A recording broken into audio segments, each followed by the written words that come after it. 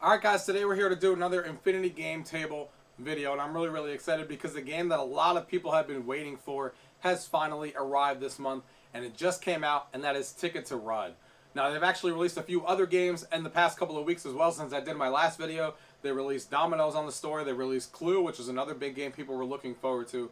So there's a lot of good stuff, and there's some stuff on the store that I haven't even purchased yet, which we'll go over as well. So there's a lot of new stuff being added all the time. It seems like now they're at a rapid pace of adding new content to the table, especially from third-party developers that are now starting to get involved. The store now being open, being able to charge for prices now, of course, is elevating that for developers to actually get their games on here because they can now charge for it. So things are going in a good direction for this table, and I'm excited to show you guys these few games that have released this month. So let's go ahead and get into the video. Gaming tech, eating brekkie is the gaming tech. Going for a recce is the gaming tech. Gaming tech is the gaming tech. Gaming techie. Alright guys, here we are with another Infinity Game Table overview on some of the games that have come out. I wanted to give you guys a quick look at some things. As I'm doing this video, I already see something new that I didn't see before this video. So they're definitely releasing a lot of content here at the end of the year. Some interesting stuff, and one of them that I will talk about here at the end that I've never even seen before. We'll see what that is. But let's start off with some of the quicker games. Of course, the big draw this month that came out is Ticket to Ride, which we'll get into here in a little bit. But let's talk about some of the games here that have released also throughout the month that are a little bit smaller but still cool. So let's go ahead and check out Dominoes. Now, Dominoes is a game that I've actually been looking forward to. I know some people maybe think I'm crazy for looking forward to a game like this, because obviously it's a simple game, but it's actually one of my family's favorites. And being one of my family's favorites, you know, I've been looking forward to, obviously you can just pull out a set of dominoes, but the thing that's awesome about this table is just having this out for parties, bringing this over to families' houses, and having access to, you know, a bunch of different games, and Dominoes being one of them. And there are some good things that they did with this game. There's one bad thing that I've already told them about that hopefully they fix in an update. But let's go ahead and start off with the two modes that you see here. So fly solo and team up. So let's do solo first. You can see that there's two different game modes of dominoes, which is really cool. Draw dominoes, which basically means if you don't have the domino to actually play on the table, you draw another one until you actually have one to play. Or block dominoes, which is what I usually play, what my family plays the most, which is basically if you don't have one, you just pass. So you can see here when you hit play here, you have these little figures show up. The robot means you're playing against the AI, so you can rotate that between people. And you can see one of the major problems I have already, which is the main thing that I don't like, is that in a solo mode, you only can play against yourself and one other person. Why you can't play against four people, I have no idea, and that's what I told them. I was like, hey, like, this is a cool game mode, but I want to be able to play this solo with with, you know, a full capacity of four players. Or if you're playing with other people, like, you know, we're playing against two humans like we're doing here, why is it that only one other person can play? What about the other two sides? Like, I want to be able to play four players in solo mode, where everyone's playing for themselves. And I told them that already. Hopefully that's something that they added in an update. But show you guys what it looks like here. It's obviously very simplistic. You know, it's fine. It works. It's exactly what I expected from Dominoes, except for what I just talked about before, that I don't know why it's not four players in this mode. But you basically just touch a tile and then do that there. Now, of course, if you're playing against a computer, you don't have to hide your tiles. But if you are playing against someone else, you would basically take that some sort of shield to block this off, either the one that came with the table that's made out of cardboard, or I've seen some people print some things on you know, 3D printers and stuff that you can kind of just block this like this. And for example, if it's covered like this as you're looking at, you don't have to worry about, you know, actually touching the, you know, removing the blocker or anything, because if you have one, you can kind of just touch here and then touch there and then it goes. So that works too. So going back to the main menu here, the team up mode is actually done well. Team up mode actually does let you play four players in either the draw dominoes or block dominoes. So now the four player shows up, but now you're playing on teams. But everyone can select to be either a human person or not, if you want to do it that way. Or I can go ahead and play with an AI, and the other two players are human. You can miss and match any way you want. The only problem is that, like I said, it's only in this game mode. I don't know why they decided not to be able to let you do it on the solo mode, where you can all play against yourself, or play for yourself, which is what my family likes to do as well. But like I said, hopefully that's something that they change. But here, you can play four players in any combination, and you're playing with each other, trying to be the last person. So that is a quick look at Dominoes. $3.99 in the store, and it is fun to play, especially when they add that update that I'm talking about. But even the team game mode can have a lot of fun.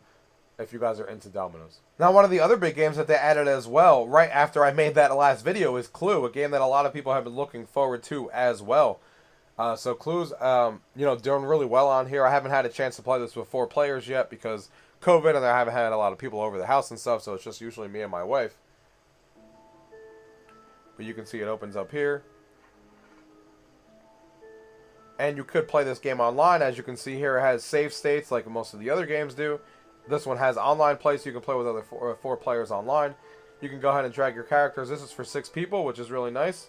Let's say we just drag this over here, drag them over there, and then we hit start. There's a nice clue board. I like the animation here with the smoke screen going along, which is really cool. So you can see here that she is the person that's going to go first. So basically you tap the dice to roll, and then she's the red pawn there, so she selects where she wants to move. Let's say that she wants to move over here, and she moves there. And we'll just hit check mark over there so we can flip it to the other side. So let's do it from this side here so you guys can see it better. Roll the dice to start your turn. So again, we roll the dice here. They rolled a 6. Purple's over there, so you can go ahead and select where exactly you want to move. Let's say I double tap here. That's where you actually move your pawn. And then when you look at your cards here, you can see that your cards that you have, you can look at, the lead pipe, the billiard cards. You can kind of look at them and see what they are. And then also you can see your notepad here. So you can see your notepad to start checking things off like you would in Clue. What weapons that it could possibly be. The rope cards that it could be. The room that it could be in. Stuff like that. And you can kind of just check these things off as they become apparent. Whether it's a yes or no, or if it's a question mark. Stuff like that. Like you would in Clue. So everyone has their own little notepad. And then of course you can make a final accusation by selecting a suspect. When you're ready to select a suspect, and a weapon when you're ready to select that, and a room when you're ready to select that. So this game works really well. For those of you guys who are familiar with Clue, you're going around the board collecting things, going in rooms, trying to figure out and deduce who the murderer is and what they used and what location they were in, marking off your notebook and stuff like that as you're doing it. Of course, it also has the rules on how to play, so you can go ahead and check these out for the note card, the movement, the suggestions, the final accusation, how everything works, how the cards work, all that kind of stuff is all in here for you guys to take a look at. So, Clue looks really, really nice on here. They did a good job with the implementation on here, using the notepad and stuff. I think this one's really fun. So, this one is really solid. This one came for free, so this is not one of the ones you have to pay for. And like I said, it's cool that it has online play. Now, before we go into Ticket to Ride, let's go ahead and look at some of the things that they released on here. As you can see, there's some prices. The store has officially opened now, so they're starting to release some stuff to the actual store, which is exciting because that means third-party developers can start releasing their games, of course, and start making some money. But let's go ahead and take a look at some of these. I didn't buy all of them yet. This one has released already for everybody. So you can see that this is a single-player, like, poker-type game. Obviously, I haven't played this one, but it is available for $4.99. You can see here it says you can bet up to 5 credits against the first row of cards. And you're kind of just trying to play poker here, as you can see, by betting coins and getting poker and stuff like that. So, if you're into a single-player poker game like this, that is available for you there. I haven't purchased that one myself. Then there's puzzle play that they're releasing some theme packs for. So, the puzzle play that I already released that we talked about a couple of months ago is still there for free. But now they're releasing some themed versions of it, like Game of Thrones and stuff, where you can actually have puzzles based on Game of Thrones, which is actually pretty cool. That I will be buying this eventually. But that's basically puzzles. Then there's a holiday tablecloth. So if you guys are familiar with like the screensaver that goes up on your screen, this is a Christmas pack version. So these are just little screensavers that have like little animation videos and stuff, which is really cool. And speaking of that, they also released some wallpapers, as you can see, for Christmas season. You can see that there's a few on here that have released for the Christmas season, including the one, of course, that I'm using here that says Season's Greetings. So that's different than what the tablecloths are. These are wallpapers that they're releasing for free in the background. Tablecloths are the screensaver that when you don't touch the table, they'll start showing up on there. Then you got a DC Solitaire version as well. So this is a Solitaire version that's themed to, different properties. There's 3 different ones. There's the Joker, Batman, and Superman. So if you're into Solitaire, you have different themes and stuff. As you can see here, the Joker one and the Batman one and how they look like. So really cool that they're starting to release stuff like this. This is the one that I have not seen. That's $3.99. I don't know what this is. Let's see. Do you love Teen Titans Go? Do you have the eye and hand coordination to move the Beast Boy through the universe?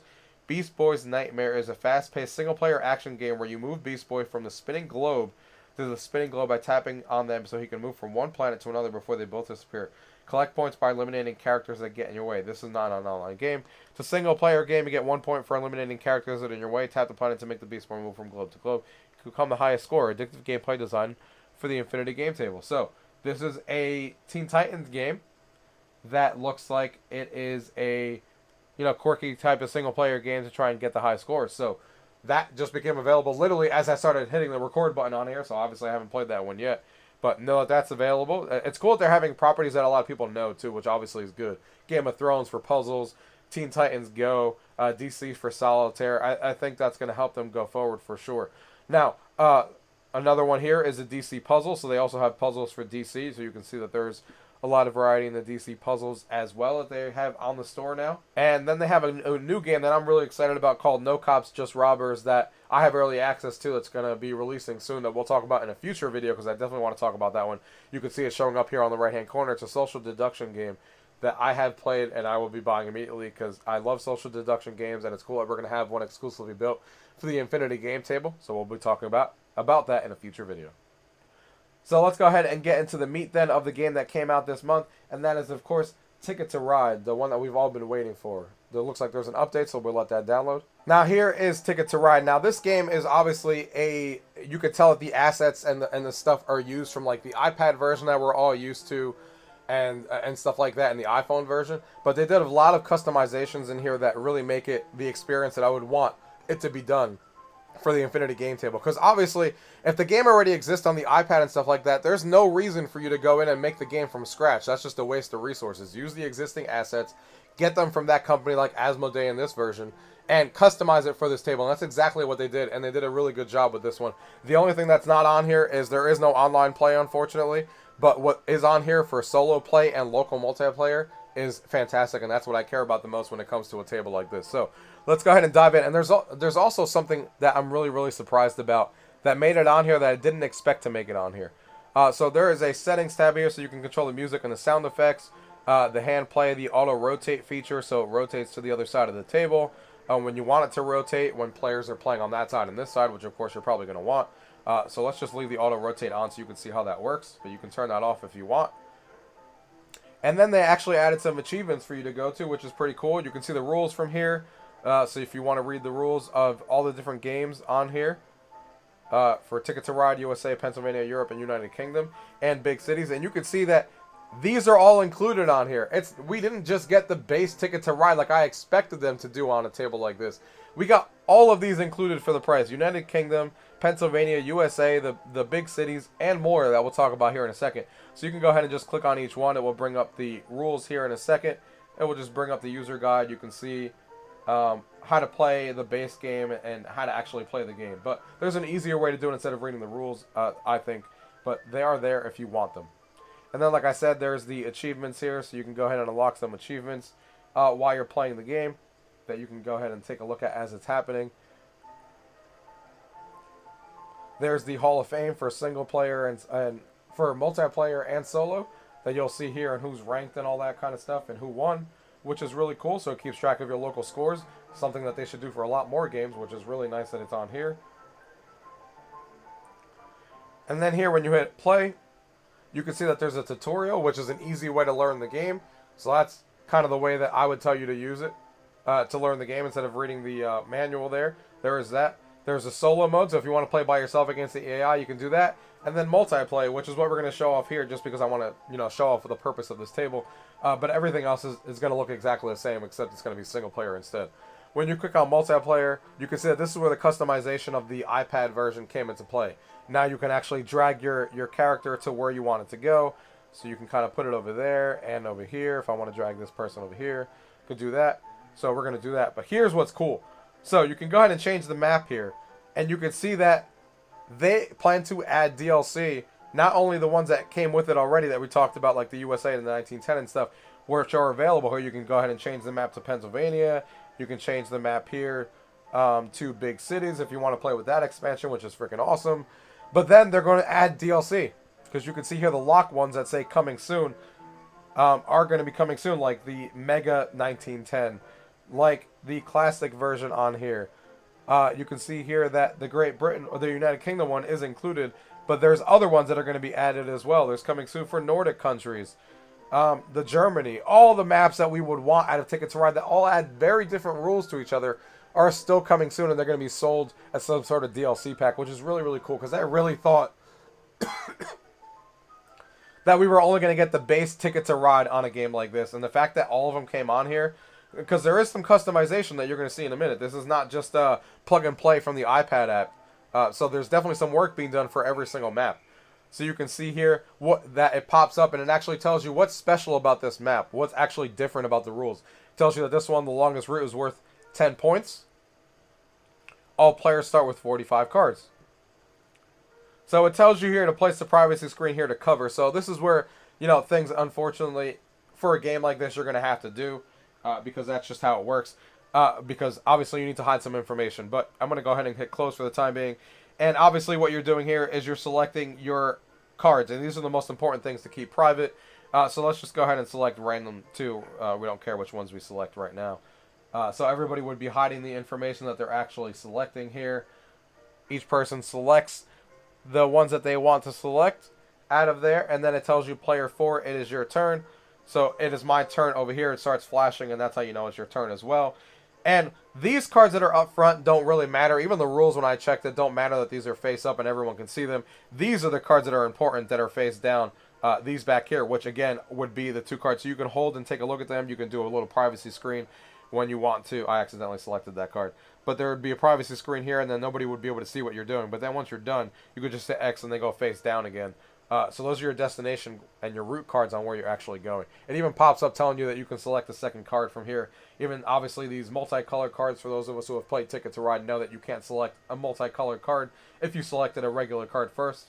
So I'm going to go ahead and select another card here. So on your turn, there's a couple of things you could do. You can either select a card from here. Again, if you select the multicolor, it'd be the only card that you could select. Or you could select 2 other cards that are not multi and put them into your hand. And the idea is that you're trying to build trains on the map. So the gray color ones could be any color that you have in your hand of the same color. Then, of course, there's the pink routes, the orange routes. So that's what you're using your cards for. So, for example, here, let's go ahead and select a pink over here. And let's go ahead and select a yellow over here. Then it's player 3's turn over here. And you can see that it's cool that it rotates the board. So now, because this person is closer to it, instead of them having to reach across the table, now the cards are closer to them, which is what I like about the auto-rotating feature. Because now the cards are on the right side, so it actually rotates the board and puts it where it needs to be. So you can see they have 3 black here. So let's just go ahead for the sake of doing it. Let's go ahead and build a route. So what you would do is you would select these 3 cards here, and you kind of drag it to where you actually want the route to be built. So let's go ahead and select this route right here, for example. You could select it to be right there. And then he uses his 3 cards. He built his 3 trains. And that's his starting route there from there. That would be something that you could do on your turn. And he uses his 3 cards. Of course, something else that you could do on your turn, besides either collecting cards or building routes on the destination, is to, of course, grab a ticket. So you can go ahead and touch this and kind of drag them to your area. And then it says, do you want to get some new tickets? We're not going to do that now. Actually, we're going to do it now just to show you. But it pops up, and now you can select another route. Obviously, you wouldn't do that when you're still working on the 2 routes that you originally got. Because remember, these count as negative if you don't finish them at the end of the game. But let's say I selected that one. Now I selected a new route. And then the next person would go. So you kind of go around the table doing this. You can see the points everyone has there in the corner. How many trains they have. The red player being 42 left because that's what they have. How many cards they have. How many destination cards they have. And who has the longest current route, which you can see here is player 3, because of course he was the one that built that route. And you can see the board has now flipped over to take a look at this side, which is cool. And the cards have flipped over here again, since it's this player's turn over here, which is really cool, like I said. So we'll just go ahead and select some cards there. And now the board rotates this way, and it's back over to this way.